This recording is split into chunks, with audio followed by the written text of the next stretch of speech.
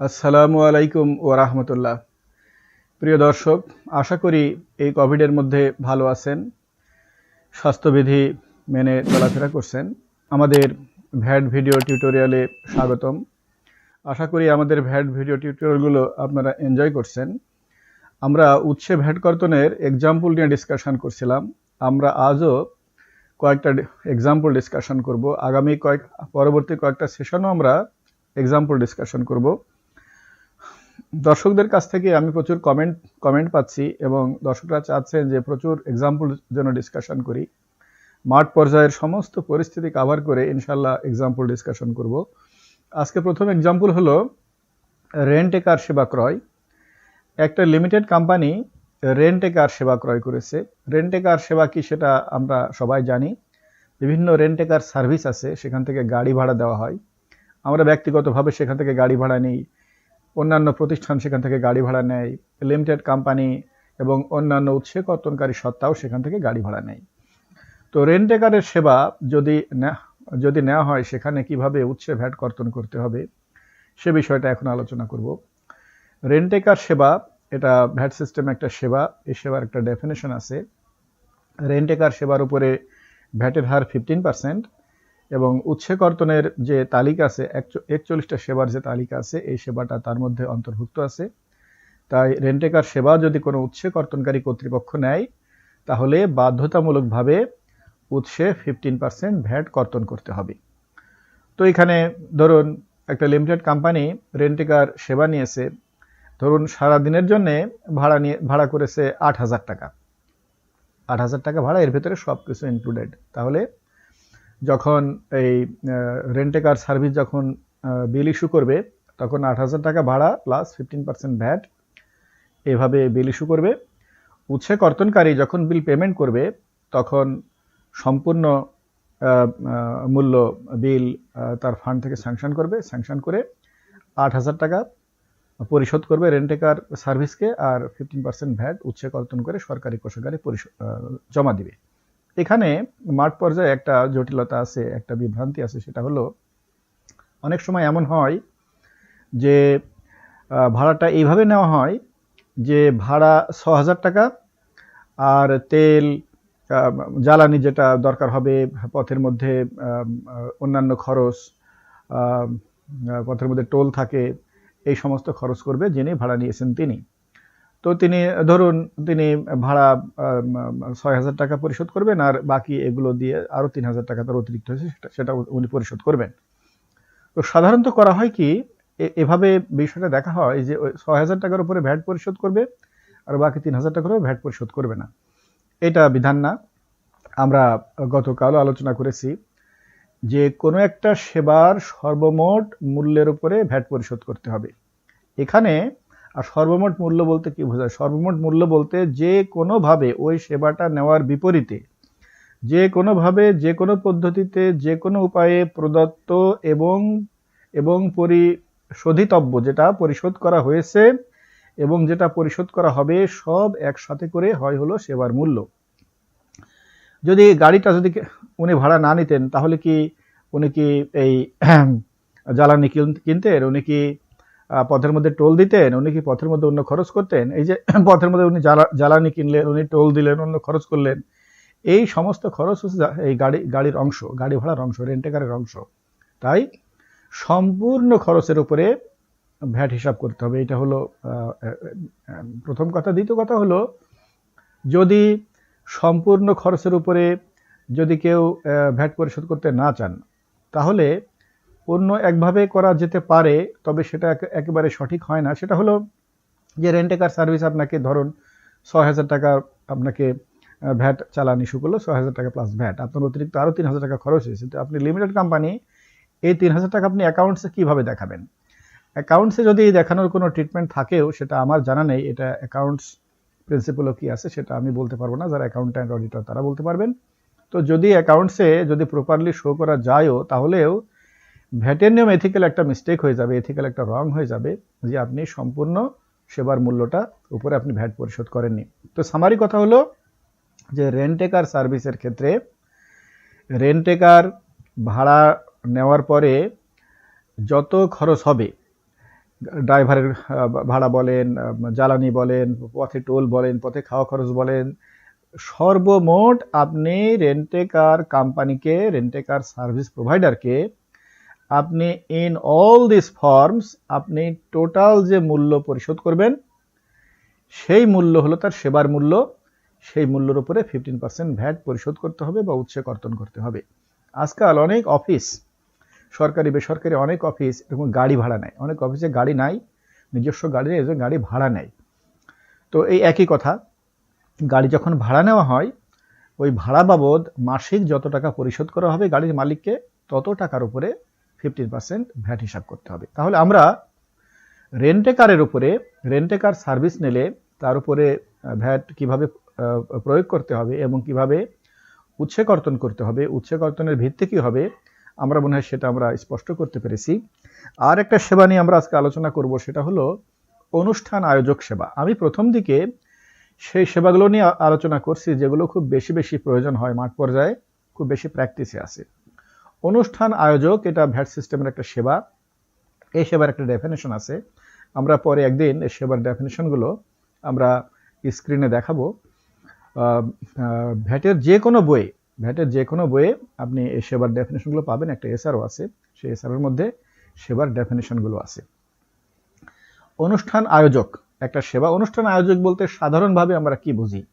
সাধারণভাবে আমরা বুঝি যে অনুষ্ঠান আয়োজন করার যাবতীয় দায়িত্ব কোনো একটা প্রতিষ্ঠানকে, কোনো একটা ব্যক্তিকে দিয়ে দেওয়া হয়। তিনি যাবতীয় কাজ করেন, তিনি ভেন্যু ভাড়া করেন, তিনি সেখানে কোনো কিছু প্রয়োজন হলে সেটা নিয়ে আসেন, মাইকিং সিস্টেম নিয়ে আসেন, লাইটিং সিস্টেম নিয়ে আসেন, সাজসজ্জা করেন, তিনি পার্টিসিপেন্টদের জন্য ব্যাগ দেন, ফোল্ডার দেন, তিনি তাদের খাবার সরবরাহ করেন, যাবতীয় সেখানে যত খরচপত্র সমস্ত কিছু অ্যারেঞ্জমেন্ট করেন অনুষ্ঠান আয়োজক।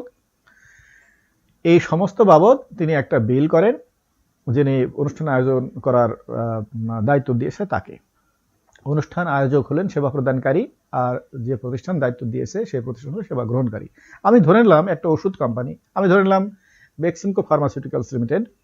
বেক্সিমকো ফার্মাসিউটিক্যালস লিমিটেড মার্কেটিং ম্যানেজারদের একটা মিটিং করবে। তো মার্কেটিং ম্যানেজারদের মিটিং করার জন্য ঢাকাতে একটা হোটেলে এটা আয়োজন করছে। তো এটা আয়োজন করার সমস্ত দায়িত্ব দিয়েছে একটা অনুষ্ঠান আয়োজক কোম্পানির উপরে।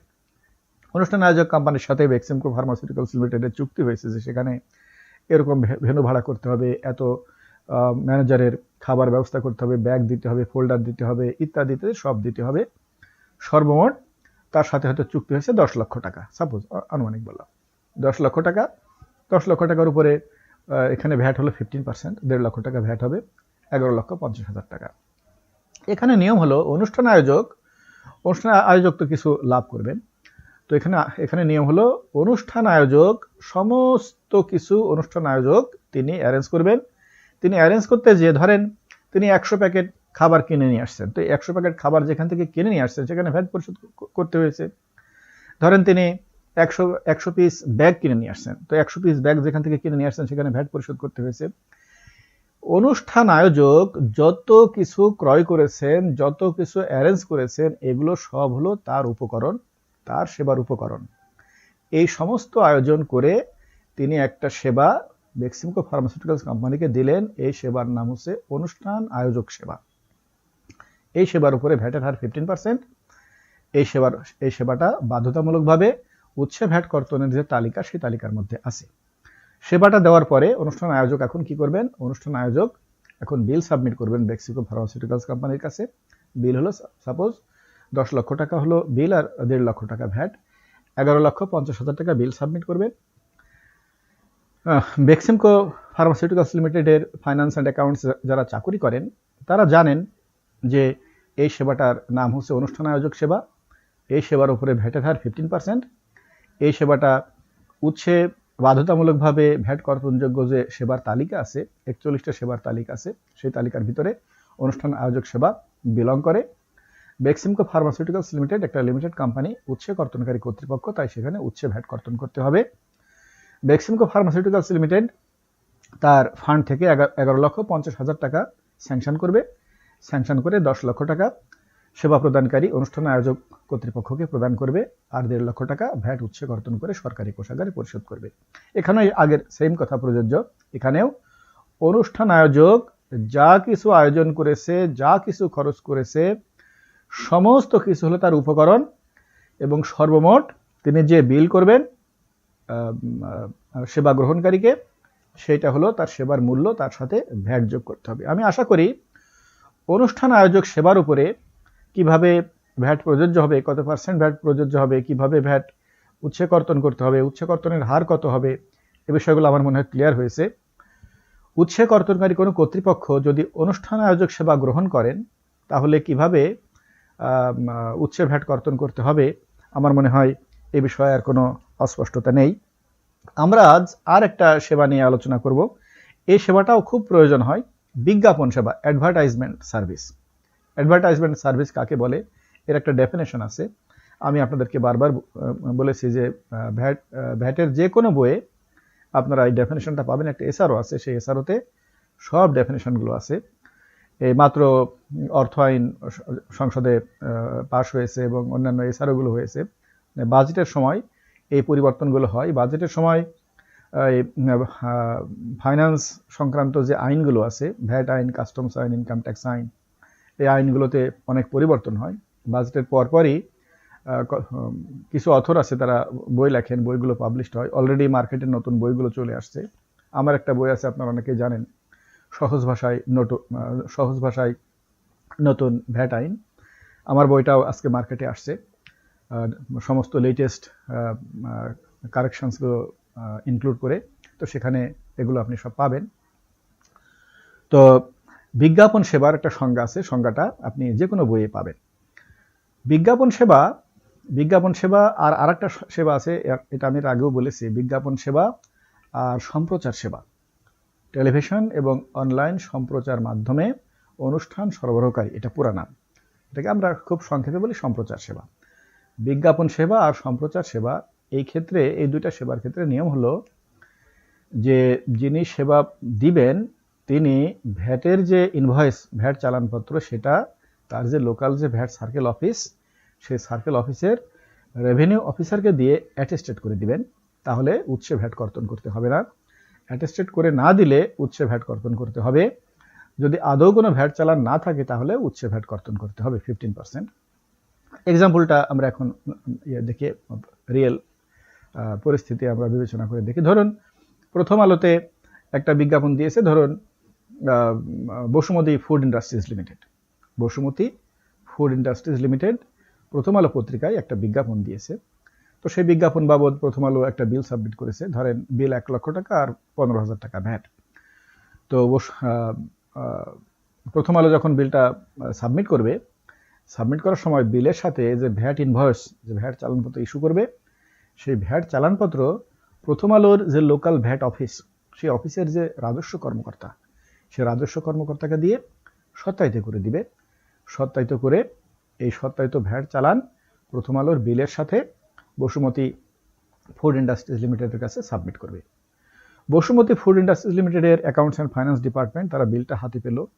হাতে পাওয়ার পরে তারা এখন চিন্তা করবে যে আমরা তো বিলটা পেমেন্ট করব, তো বিলটা পেমেন্ট করার সময় আমাদেরকে বুঝতে হবে যে এখানে উৎসে ভ্যাট কর্তন করার প্রয়োজন আছে কিনা। তারা দেখবে যে, তারা তো বেসিক জিনিসটা তাদের জানার কথা, তারা দেখবে যে উৎসে ভ্যাট কর্তন করার যে বাধ্যতামূলকভাবে উৎসে ভ্যাট কর্তন করার যে তালিকা, তার ভিতরে বিজ্ঞাপন সেবা আছে। তো বিজ্ঞাপনের ক্ষেত্রে একটা অতিরিক্ত নিয়ম হলো যে যদি লোকাল ভ্যাট অফিসার, রাজস্ব কর্মকর্তা কর্তৃক সত্যায়িত ভ্যাট চালানপত্র যদি বিলের সাথে থাকে, তাহলে উৎসে ভ্যাট কর্তন করতে হবে না। আমি ধরে নিলাম যে এখানে এই প্রপার ভ্যাট ইনভয়েস বিলের সাথে আছে, রাজস্ব কর্মকর্তা কর্তৃক সত্যায়িত ভ্যাট চালানপত্র বিলের সাথে আছে, তাই বসুমতী ইন্ডাস্ট্রিজ সম্পূর্ণ বিল পরিশোধ করে দিবে প্রথম আলোকে, কোনো উৎসে ভ্যাট কর্তন করবে না। প্রিয় দর্শক, আশা করি আপনারা বুঝতে পেরেছেন। আজকে আমরা 3টে এক্সাম্পল নিয়ে আলোচনা করলাম। আশা করি এই 3টে এক্সাম্পলের ক্ষেত্রে কিভাবে উৎসে কর্তন করতে হয় সে বিষয়ে আপনারা স্পষ্ট হয়েছেন। আমরা আগামীতে আরও বেশ কিছু এক্সাম্পল ডিসকাশন করব। প্রিয় দর্শক, অনুগ্রহ করে লাইক, শেয়ার, কমেন্ট করুন। আমাদের চ্যানেলটা আজকে 9 দিন আমাদের চ্যানেলের, এর মধ্যে 1000 সাবস্ক্রাইবার অতিক্রান্ত হয়েছে। এই জন্যে দর্শকদেরকে আমি আন্তরিক ধন্যবাদ জানাই। আগামী দিন আবার দেখা হবে আমরা নতুন কোনো সমস্যা নতুন কোনো সেবা নিয়ে আগামী দিন আবার আমরা আপনাদের সামনে উপস্থিত হব। আমাদের সাথে থাকুন। অনেক ধন্যবাদ। খোদা হাফেজ। আসসালামু আলাইকুম ওয়া রাহমাতুল্লাহ।